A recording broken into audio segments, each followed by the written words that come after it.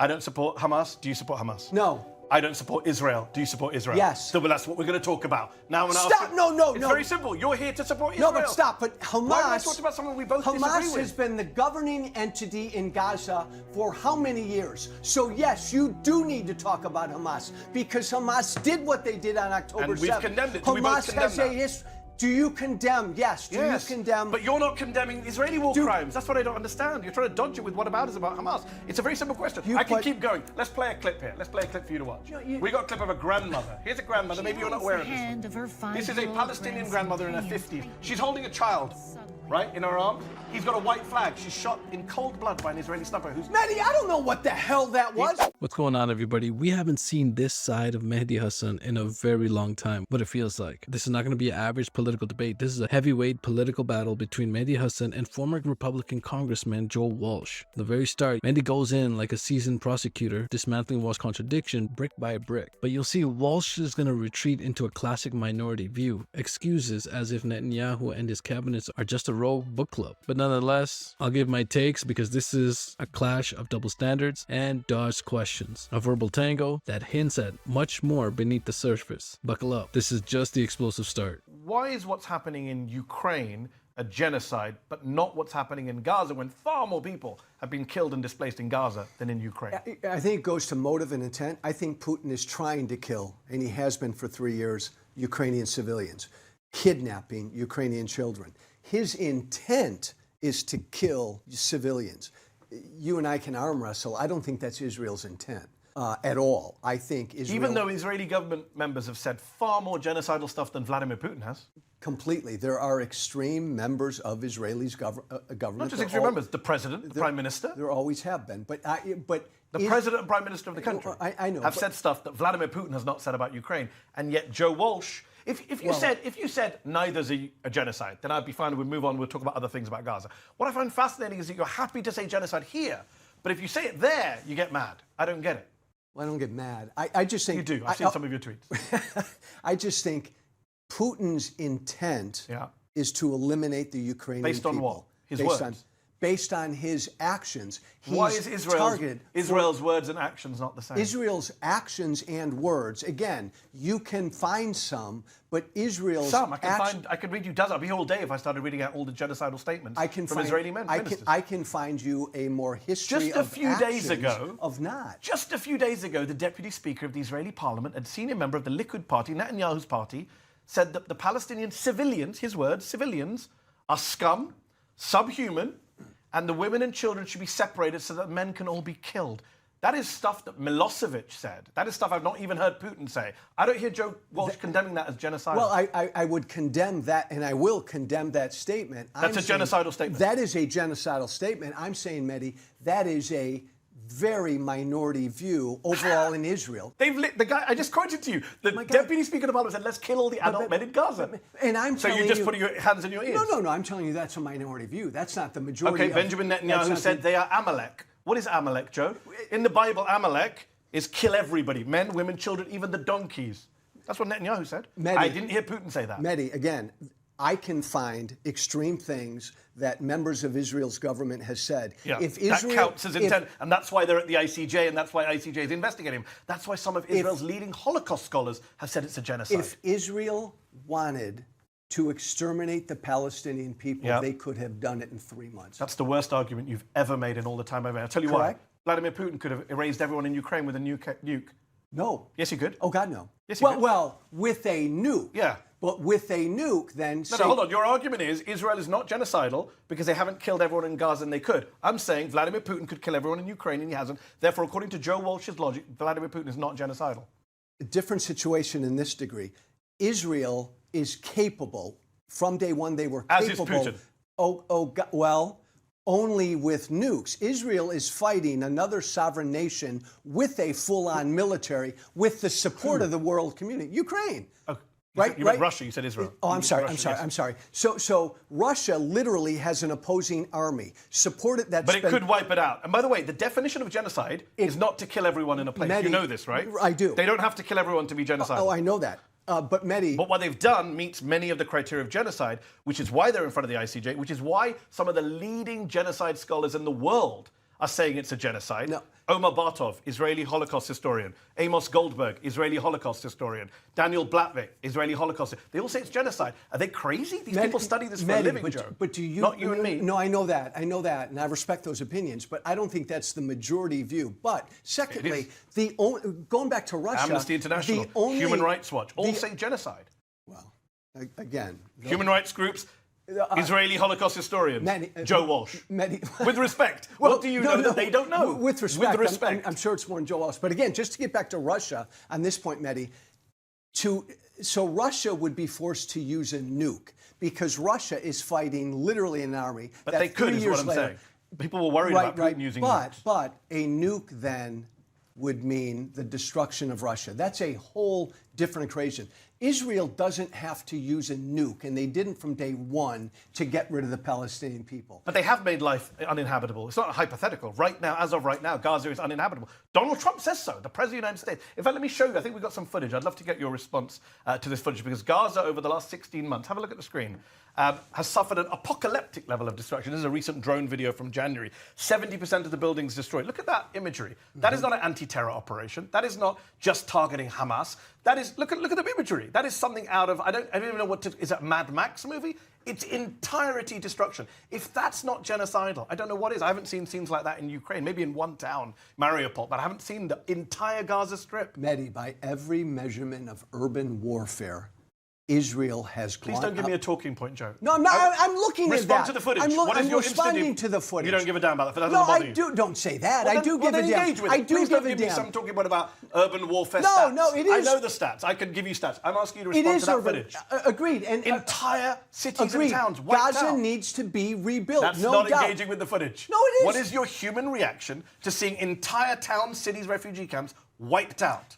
My reaction is that really sucks. That's horrible. That needs to be rebuilt. But I'm not going to lay the lion's share of the blame on Israel. The people who wiped that out. The people who chose to drop 2,000-pound bombs on civilian homes, apartments, buildings. I'm going to lay the lion's share of the blame on Hamas for starting the war on October 7th, knowing exactly what would happen, hiding for years behind their civilians, putting their civilians in harm's way. I'm not going to blame the army. It's a very strange argument that says they started a war knowing that would happen. So So hold on. So if I start a fight with a known gangster or murderer, and he kills a bunch of my family in response, it's my fault? Oh. No, seriously, the law, it's a very strange argument. You're basically conceding that Israel was going to respond in a genocidal way. That's what you're saying. You're saying Hamas started knowing Israel would do that. That doesn't make it morally right what Israel did. I'm not conceding that's a genocidal way. What is that? What is that imagery in your eyes? I'm trying to understand. What is that imagery? That is a horrible result. That is something we've not seen in modern wars. I mean, what they've done in Gaza, other military commanders, you know this, Joe, including the US, have said, we would never do this. But Mehdi, the UK, the US.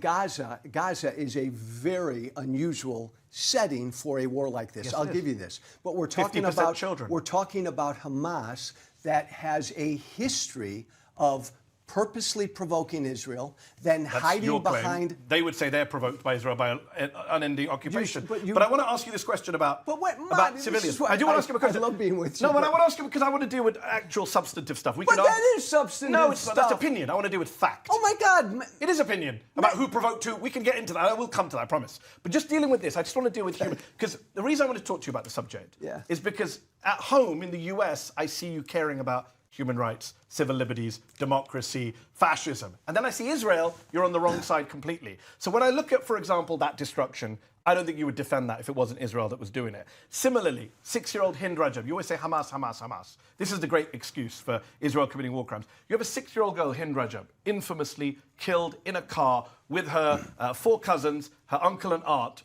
all killed by an Israeli tank that was firing at them. She makes a 911 call. Very, very tragic, horrific call. They send 2 paramedics, the Palestinians, to rescue her. The Israelis killed the paramedics as well in the ambulance. Sky News, the Washington Post have all debunked the Israeli denials that their tank wasn't in the area at the time. The UK independent investigators, Forensic Architecture, they looked at it and said that the Israelis fired 335 bullets into this car and that the tank driver had to have seen that there were children sitting in this car. How do you defend that, Joe? I don't. You do. I've got a quote from you that says, Israel deserves immense praise for winning this war as carefully as they can. Would you say that to the remaining family members of Hind? No, let me finish. Would you say that to their faces of Hind Rajab's family? Oh, God, no. Mehdi, Look, I defend the way Israel. Let me finish. In abstract, which is why I give specific. No. I know how people do this. Abstract. No. Specific. So let me address both. Yeah. I agree. Broadly speaking, I defend the way Israel has fought this war, acknowledging that, and let me finish this thought, that Please. mistakes are made in every war, and that there are purposeful, indefensible acts made even by the IDF and any military. And that's an example of one. And this is So you're agreeing then that in this war that you support, Israel has committed war crimes? I agree. Purposeful, yes, mistakes have been made. No, not mistakes. I'm not going to... Mistake is, I shot that person, I didn't mean to shoot that person. A war crime is, I deliberately killed a civilian, which you seem to concede for a moment and then you pulled back. No, hold on. I don't know that I'm going to call it a war crime. Why? I'm going to say, I don't know. What's killing a child with 335 bullets isn't a war crime? Give me the Then formal what is? definition of war. A violation of international humanitarian law, deliberately targeting civilians. What every human rights group. I mean, I could start reading to you. I could read to you from the International Criminal Court Chief Prosecutors indictment. Yes, we know because he's literally charged. Mehdi, the Prime Minister you support with war crimes. Well, and crimes against humanity. I don't support that You've praised Prime him. Minister. You've praised Netanyahu. I also called for him to resign. I know, but you've also praised him. You've also praised him. Right. But let me get that on the record. So I'm factually accurate 2 when I weeks say you've after praised October 7th, I said he needs to go. And then in the 18 months since, you've praised a man who was indicted. I've also been critical of him as well. Indicted for war crimes. I could care less about what the IJC said about war crimes. You sound like a Republican of old now. No, you not do. a Republican.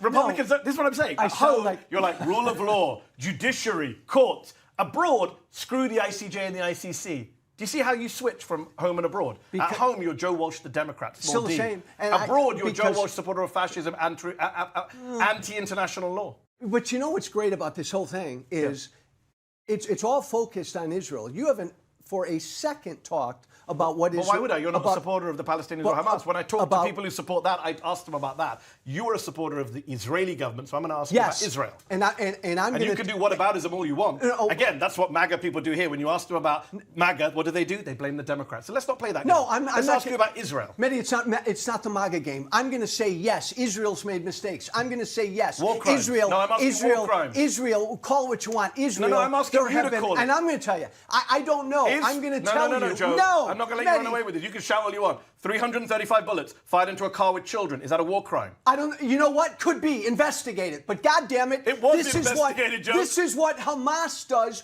all the time. Right. Joe, hiding behind civilians is a war crime. You know what slays me about you? By the way, you said I see you say this all the time. What? Hiding behind civilians. And yet, when Israelis actually use Palestinians as human shields, you don't say anything. Last week, it emerged. I checked your Twitter, Joe. You can correct me. What? Last week, it emerged that an 80-year-old man, Israeli press reported, was being used as a human shield. They were taking him into houses, putting him in front of them, an actual human shield. Right? They were using a Palestinian man. But they've done that many times. Do you know they've sent... Let me finish a sentence. They send Palestinians into tunnels in Gaza. Have you condemned that as... Have you condemned that as the use of human shields? Was not aware of it. And if I was aware of it, I'd condemn it. Why aren't you aware? It's all over the Israeli press. Why are you not acknowledging that this is Hamas's policy? And this has been their policy from day one. What I acknowledge about Hamas is irrelevant because I don't support Hamas. Let me hear you say it. I don't support Hamas. Do you support Hamas? Do you support Hamas? No. Do you support Hamas? No. I don't support Hamas. So that's done. Do I support Israel? Stop for a minute. Can It's I finish a not sentence? done. No. Can I finish a sentence? Not when you don't let me finish sentences. Joe, let me finish mine. But I Bullshit, promise I'll let Mehdi. you give a long answer. I'll give you a long answer if you let me finish this one sentence. I don't support Hamas. Do you support Hamas? No. I don't support Israel. Do you support Israel? Yes. So that's what we're going to talk about. Now, when stop. No. It's very simple. You're here to support Israel. No, but stop. But Hamas... Why am I talking about someone we both disagree with? Hamas has been the governing entity in Gaza for how many years? So, yes, you do need to talk about Hamas because Hamas did what they did on October 7th. And we've condemned it. Do we both condemn that? Do you condemn? Yes. Do you condemn? But you're not condemning Israeli war crimes. That's what I don't understand. You're trying to dodge it with whataboutism about Hamas. It's a very simple question. I can keep going. Let's play a clip here. Let's play a clip for you to watch. We got a clip of a grandmother. Here's a grandmother. Maybe you're not aware of this. This is a Palestinian grandmother in her 50s. She's holding a child, right, in her arm. He's got a white flag. She's shot in cold blood by an Israeli sniper who's... Mehdi, I don't know what the hell that was. That's not... How do I know? It's a sniper who shot at a Palestinian grandmother. Mehdi, you invite me on, you show me a clip of that, and you tell me what it is. I'm sorry, okay, I'm not familiar with that. Okay? I'd like to know what that is. I'm not familiar with that. You know I can go through multiple examples, right? You know that. I can start reading multiple examples. The Al-Dos family in Gaza, whose apartment building was bombed. We can go through each and every example. But where you and I will disagree is this. And I'm telling you, this is ugly and it's horrible and it's unfortunate. war crimes. It's not Israel's policy to target civilians. Israel has gone out of their way not to. They are fighting an opposition, Mehdi, that has a history of doing the exact opposite. Joe Walsh claims that it's not Israel's policy to target women and children. Sounds increasingly ironic when faced with the daily reality of documented atrocities. Despite his sentence that any harm to innocents is mere collateral damage in a messy conflict, the evidence, testimonies, reports, and images of devastation suggests a far more troubling pattern. Joe's narrative tries to paint a picture of a disciplined military response, yet the facts on the ground reveals a series of war crimes that challenges his clean-cut portrayal. Ultimately, Mehdi Hasan's relentless interrogation and hard-hitting facts left Joe's scripted rhetoric scrambling for excuses, exposing the stark contrasts between polished political spin and the brutal realities. It's a debate where irony meets hard evidence, a reminder that while Joe might claim innocence by policy, the day-to-day atrocities tell a story all too different. If you thought this debate was intense, check out these two videos next. Trust me, they're just as furious. Click on them now. And hey, if you appreciate unfiltered truth and bold analysis, don't forget to like, share, and subscribe, and hit the notification bell so you never miss a beat. And check out my other channel in the description of this video down below. Your support keeps these hard-hitting conversations going. Until next time, y'all.